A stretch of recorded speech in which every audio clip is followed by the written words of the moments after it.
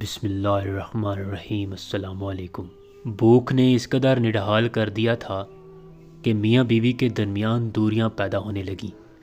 بات طلاق تک پہنچ گئی۔ ایک دن بیوی گھر سے نکل کر قریب بنی امیہ کے مالدار شخص کا دروازہ جا کھٹکھٹایا۔ غلام باہر نکلا، سامنے عورت دیکھ کر کہنے لگا، جی کسے ملنا ہے؟ کہنے لگی، آپ کے آقا سے ملاقات کرنی تھی۔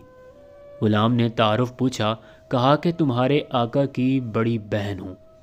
وہ تجسس میں پڑا، کہنے لگا، میرے آقا کی کوئی بہن نہیں۔ عورت نے کہا، اسے جا کر بتاؤ تمہاری بہن ملنا چاہتی ہے۔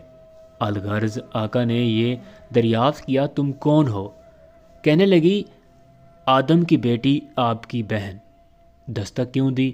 کہا، فقیری نے ہم میاں بیوی کو محبت کے ذائقے کڑوے کر ڈالے۔ اب تو طلاق کے دروازے کو دستک دی جا رہی ہے۔ میرے بھائی، کیا تیرے پاس رب سے ملاقات والے دن کے لیے کچھ سامان ہے؟